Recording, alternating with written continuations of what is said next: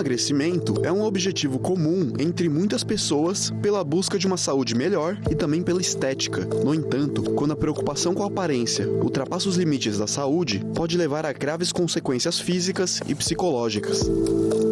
O culto ao corpo perfeito pode levar a distúrbios alimentares graves. A sociedade atual nos bombardeia com padrões irreais de beleza, sendo comum a necessidade de atingir um corpo magro e esculpido. Entretanto, é importante compreender que cada pessoa possui um biotipo e um peso ideal que varia de acordo com seu organismo.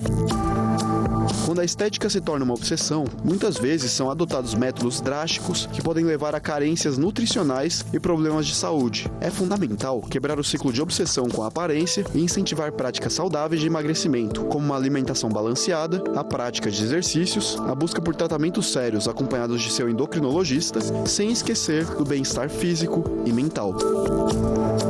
Para saber mais sobre, acompanhe o Bendita Hora. Gente, o assunto é sério porque a gente vai falar sobre a questão do emagrecimento e também a questão da saúde. A estética e a saúde, eu acho interessante, né, doutor? Estética, o que eu procuro? O que eu procuro quando eu vou emagrecer? Eu procuro estética, eu procuro ficar magro ou eu procuro saúde? Eu acho que é importante a gente conversar sobre isso de uma maneira muito séria. E tem que ser com um endocrinologista. E tem que ser com um grande endocrinologista, como a gente vai estar conversando aqui com o doutor Daniel. A gente emagrece para quê? Para ter saúde ou para ficar bonito, né? A obesidade sempre é uma preocupação, mas magreza demais também tem uma preocupação. Também é uma preocupação porque a gente entra no outro extremo, né? Eu falo assim para o paciente, quando a gente vai buscar o emagrecimento com foco em saúde, né, quando você cuida da saúde, quando você cuida do seu corpo de dentro para fora, a estética vem de brinde. É verdade. Ela vem de brinde. Então, quando você começa a fazer uma atividade física, se alimentar melhor, dormir melhor, beber água na quantidade adequada, fazer uma dieta adequada, orientada, balanceada, né, o resultado ele demora mais para chegar, né? Mas ele chega de uma forma orgânica, ou seja, não é aquele emagrecimento rápido, ele demora para acontecer, mas ele é sustentável. Isso, ele vai ficar ali. Vai ficar ali, exatamente, e a estética vem de brinde. Então, assim, eu quero emagrecer. A receita do emagrecimento é uma só, né? Eu falo, o paciente para emagrecer, ele precisa ter o déficit calórico, ou seja, ele come menos e gasta mais. Como que a gente faz isso? O gastar mais, atividade física, e o comer menos, o déficit calórico, comer bem e de forma balanceada. Por isso que o trabalho da nutricionista é essencial no processo de emagrecimento. Nem todo paciente que precisa emagrecer vai precisar usar medicação. Então, porque esse é um mito também, porque as pessoas pensam, para emagrecer eu tenho que usar alguma coisa. Não precisa usar. Nem sempre. A gente vai usar a estratégia do medicamento com pacientes que muitas vezes têm um grau de compulsão, que muitas vezes a gente vai precisar de uma terapia psicológica para ajudar na compulsão, mas num primeiro momento a medicação vai ser uma alavanca para ele. Então, ou seja, é caso a caso. O emagrecimento também, a gente precisa avaliar paciente por paciente. E uma coisa que eu sempre falo para os meus pacientes, para a gente emagrecer com saúde, a gente precisa tirar gordura do corpo, né? Por quê? Quando você faz uma dieta muito doida, né? Fazer uma dieta restritiva. Aquelas coisas de não comer nada. Vou comer nada, vou comer 500 calorias por dia. Você vai emagrecer? Vai, lógico, vai perder peso na balança. Mas se a gente analisar esse paciente, né? Fazendo a bioimpedância, onde a gente avalia água, massa muscular e gordura, muito provavelmente esse paciente vai perder mais massa muscular do que gordura. Qual que é o grande problema? O músculo, ele comanda o seu metabolismo. Então, pacientes que têm mais massa muscular, eles têm um metabolismo mais acelerado. Ou seja, a taxa metabólica dele é alta. Qual que é a consequência disso? Ele retém menos gordura. O contrário também vale. Se esse paciente está perdendo peso, está perdendo muito músculo, o metabolismo dele está ficando lento. Aí vai engordar. Só que na hora que ele parar essa dieta maluca, ou ele parar o remédio que ele começou a usar da cabeça dele, né? Ele engorda. Ele começa a ganhar peso e rápido. É aquele efeito sanfona. Aí volta tudo? Tudo. Aí o paciente fala, mas eu tô comendo pouquinho, tô engordando. Claro, porque o seu metabolismo está tão lento, que que o mínimo que você está comendo já é suficiente. Porque não tem músculo. E se você tem músculo, seu metabolismo é rápido, queima logo a gordura. Por isso que o tratamento de emagrecimento, muitas vezes o paciente, dependendo do grau que ele está perdendo, ele até perde um pouquinho de massa muscular, mas ele tem que perder mais gordura do que músculo. Sempre. E aí, nesse processo de emagrecimento, onde você consegue manter ou fazer ele perder muito pouco de massa muscular e perder mais gordura, emagrecimento sustentável. Fica ali. Demora mais para acontecer, padre. Demora mais tempo para a gente Demora mais, mas ele é sustentável. O paciente não vai perder isso, é algo que é orgânico. E nesse meio tempo, quando você bota esse paciente, né, fazer uma atividade física, para mudar a dieta dele, mudar a alimentação, ele vai conscientizando do que ele pode comer, do que ele deve comer. Então, é um ato de reeducar esse paciente. Por isso que isso se torna algo para a vida inteira. Por isso que eu sou muito contra dietas muito restritivas. Vou comer, como o Paulinho brincou, só uma alface por dia, né? Num primeiro momento, você até pode perder peso, mas você vai acabar perdendo muita massa muscular nesse processo. E mesmo aquela questão do... foi um tempo, agora acabou o tempo, até aquela dieta também que era só de carboidrato. Lembra como tinha um nome? Né? A dieta que, na verdade, tirava 100% do carboidrato. Não, tirava só de proteína. A dieta cetogênica, a dieta de proteína. Era só proteína e não tinha nada de carboidrato. Nada de carboidrato. Até essa dieta, ela foi estudada agora recentemente, saiu um estudo. Eles avaliaram 2.029 pacientes. Eles mostraram até alguns benefícios, mas o que foi interessante? Que esses pacientes não tiravam 100% do carboidrato. Não tirava, né? Não. Nesse estudo em particular, esses pacientes tinham 20% a 30% da dieta com carboidrato. Com carboidrato. Então, ou seja, até no que se achava, né, muito restrito, eles ainda têm um pouquinho de... A gente vai ver um VT sobre o jejum, mas primeiro eu vou fazer uma dúvida minha. No consultório, doutor, o senhor lá, como endocrinologista, as pessoas procuram para emagrecer por quê? Mais por estética ou por saúde? A pessoa chama, doutor, eu vim querer emagrecer para ficar bem de saúde. Olha, padre, muito pouca. Assim, na verdade, hoje a grande parte dos meus pacientes, não é porque eu divulgo muito isso na internet, quando eles chegam até mim, a grande parte deles estão buscando eles querem envelhecer com saúde. Aqueles pacientes que chegam lá... Isso é uma mudança de... É uma chave que está virando na cabeça das pessoas. As pessoas chegam lá e falam assim, eu quero viver mais com qualidade de vida.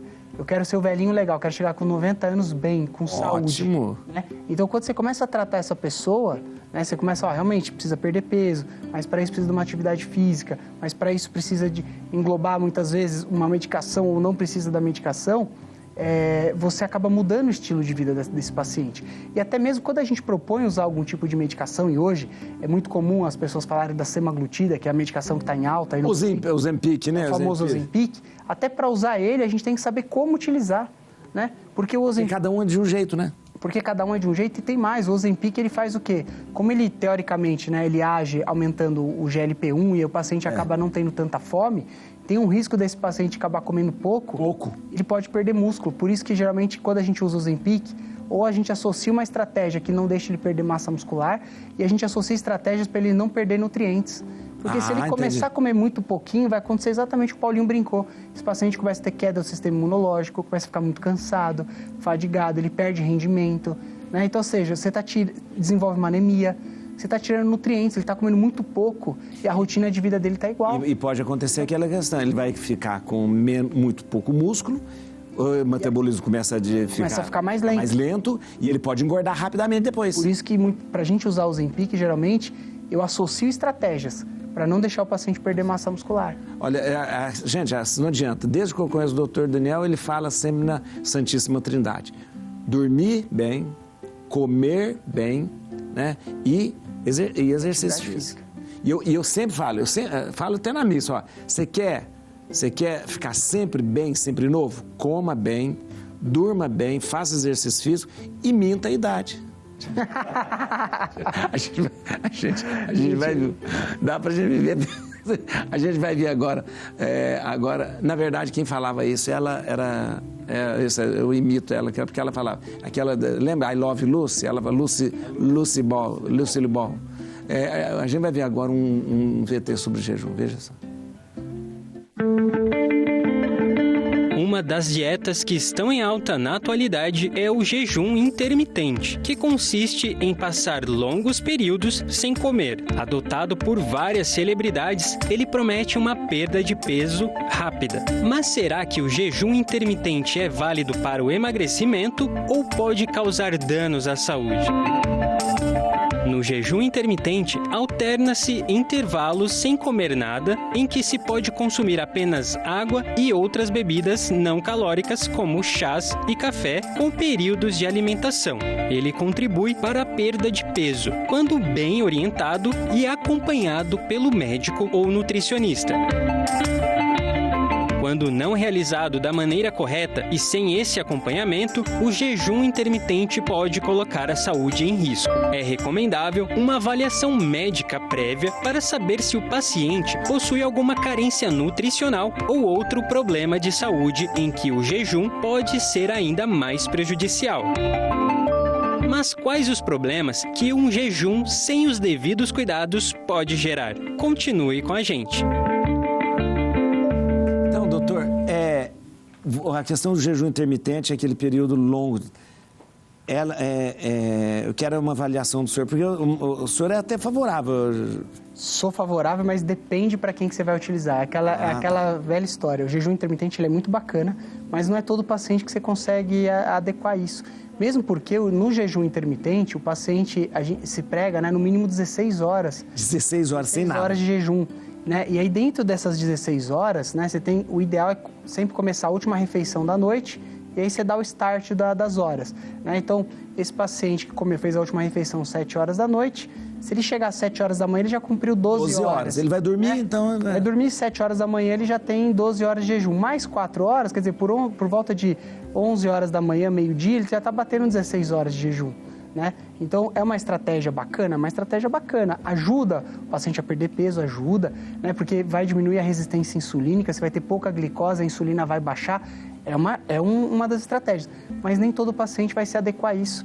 Mesmo porque se o paciente tiver um grau pequeno de compulsão alimentar, ele não suporta. Ele até consegue suportar, mas na hora que ele quebrar o jejum, ele vai quebrar de maneira errada.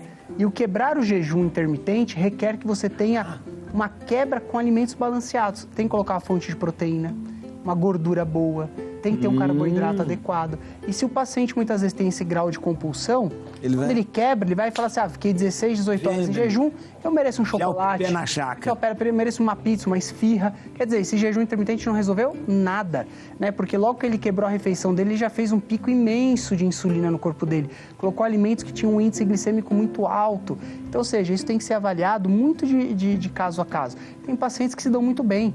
Tem pacientes que conseguem ficar e têm o comportamento nutricional bom. Eles conseguem quebrar o jejum da maneira adequada. Então, mas coisa saudável, né? Coisas saudáveis, do jeito que do jeito que a nutricionista vai orientar. Então, é muito de caso a caso. O jejum intermitente, ele é um grande aliado, feito 2, 3 vezes por semana. Não é todo dia que faz jejum intermitente, não? Em muitos poucos casos, a gente vai usar um jejum intermitente todos os dias.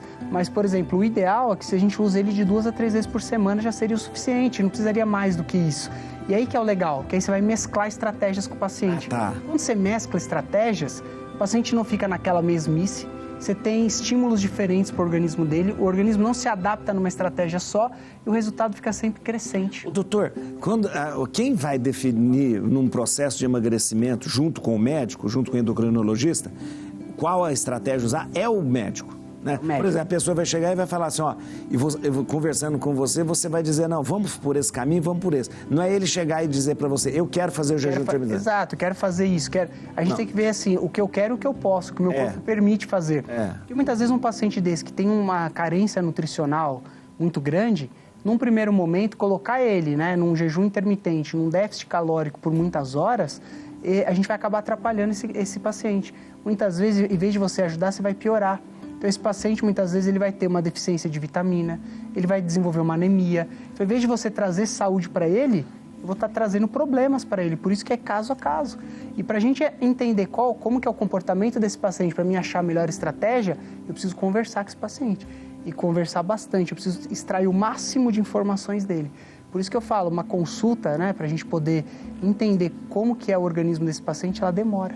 A gente precisa eu preciso entender o máximo de informações, como que é a rotina desse paciente. Por isso que é muito temeroso esse negócio de internet, gente. A pessoa vai lá na internet e fala assim, eu fiz isso, eu quero... Então vou te ensinar como é que faz. Isso é um perigo. É um perigo. Vamos falar, porque hoje na internet todo mundo é especialista em tudo. Tá? E ela faz um vídeo, faz, eu fiz isso, foi muito bom para mim, tal, então todo mundo vai fazer. Isso é um perigo. Por isso que existe médico que atende você, vai conversar com você, né? Exatamente. Inclusive, até medicações que não são para emagrecimento, as pessoas usando para emagrecer. Para emagrecer. Outro dia eu recebi um vídeo de um paciente que falou, doutor, o que o senhor acha disso? Né? É uma pessoa na internet falando assim, toma um remédio da tireoide, né, a levotiroxina, que você aumenta o seu metabolismo e emagrece. Meu Deus, isso é um perigo muito grande. Por quê? Porque as pessoas acham que o remédio para tratar o hipotiroidismo, a levotiroxina, não tem problema nenhum.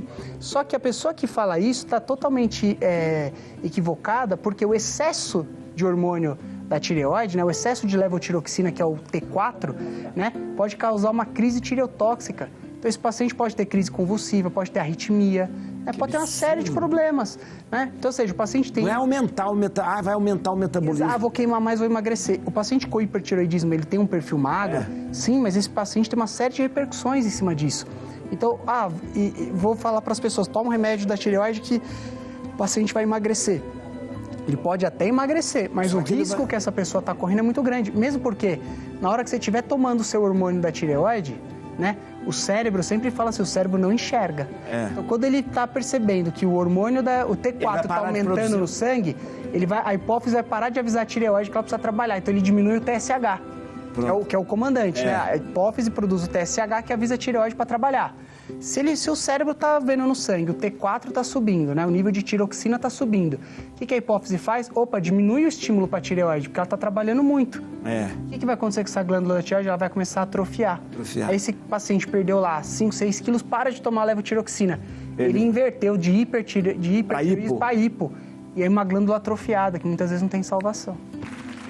A anorexia, gente, e a bulimia são 2 transtornos alimentares graves. A gente está falando questão de magreza e a gente vai conversar com o doutor, porque são transtornos graves, mas que têm cura. Veja o VT. A anorexia e a bulimia são transtornos alimentares e psicológicos em que as pessoas possuem uma relação complicada com a alimentação e que podem gerar danos para a saúde da pessoa caso não seja identificada e tratada. Mas você sabe a diferença entre esses transtornos? Enquanto na anorexia, a pessoa não come com medo de engordar, apesar de, na maioria das vezes, a pessoa estar abaixo do peso ideal para a idade e para a altura, na bulimia, a pessoa come tudo o que deseja, mas depois provoca o vômito, pratica atividades físicas de forma intensa ou faz uso de laxantes para evitar o ganho de peso por causa da culpa ou remorso que sente com medo de engordar.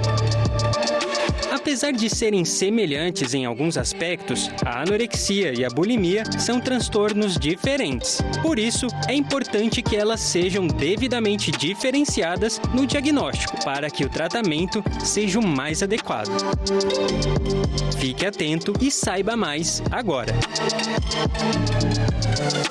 Luísa diz que tem 2 minutos pra gente terminar. Coitado, doutor. Doutor, é um assunto sério. Aliás, a gente podia fazer um dia um programa só sobre anorexia e bulimia. Eu falo assim, todo paciente anoréxico, né, em algum momento ele praticou a bulimia. Né? Sei. Então, a anorexia você não come, você anorexia não come. O paciente não come, ele já está num processo de sarcopenia, ele está magro, abaixo do peso, já perdeu gordura, perdeu massa muscular, está num processo de, a gente fala, está definhando. Ele pode morrer por causa da anorexia? Pode, a anorexia pode levar o paciente a morrer. Né? Mesmo porque esse paciente sarcopênico, né, perdendo massa muscular em excesso, pode até desenvolver uma insuficiência hepática, ter outras alterações mais graves. O paciente bulímico, eu falo que são fases, né? Primeiro ele está na bulimia, depois ele evolui para anorexia. Ele até come, mas ele come, tem culpa, ele vomita né? Ele acaba forçando o ato de vomitar, toma laxante, ou ele pratica exercício numa quantidade além do normal, achando que isso vai fazer com que ele não engorde. Isso já não é mais uma questão de distúrbio hormonal, nada disso, é uma questão mais psiquiátrica. Esse paciente ele precisa de um acompanhamento psicológico, precisa de um acompanhamento psiquiátrico, esse paciente precisa passar por uma reeducação alimentar, ele precisa entender que comer não vai fazer ele engordar, que é o comer errado, né? E muitas vezes não é assim, eu errei uma dieta, errei uma refeição, hoje eu almocei uma coisa que não estava na minha programação, que não tem problema nenhum. A gente não engorda com um prato de comida. De maneira nenhuma. Na próxima, é o hábito. É o hábito, é a constância. Então, a próxima refeição, faça da maneira correta. É igual o ato do exercício. O paciente tem o overtraining. O paciente treina muito, 7 vezes por semana, ele não entende que se ele pausar um dia da semana dele, é benéfico, não tem problema. E não é assim, hoje eu não vou treinar, diminuiu o meu... Não, nada disso, tudo é constância. Então, do mesmo jeito que ele come de maneira adequada, ele treina de maneira adequada, um dia que ele não fizer isso, não vai mudar nada. Atletas, a gente não dá férias, o atleta passa um período em férias, ele volta com a mesma performance. A gente vai terminar e lembrando, tem gente que fala assim, meu Deus do céu, eu comi, esse final de semana eu comi, vou engordar. Não! De maneira nenhuma. Você tem que comer, não é, Paulo? Paulo, não é assim não, que você vai engordar porque comeu bastante no final de semana. Doutor, muito obrigado. Eu queria rapidamente dizer, por favor, você tem que seguir o Dr. Daniel no Instagram, @dr.danielbratan. @dr.danielbratan. Por que você tem? Porque é medicina com consciência, né? Emagrecimento, reposição hormonal, é muito sério isso. E também no Instagram, o Instituto Anália Franco, é o Instituto @Instituto Anália Franco. E o telefone, liga lá, 0 operadora 11 9 17 52 35 30. Obrigado, doutor. É um prazer, obrigado. Doutor volta mais uma vez daqui uns dias e a gente encerra o programa com Lulu Santos cantando pra gente. Vamos lá. Natural que seja assim.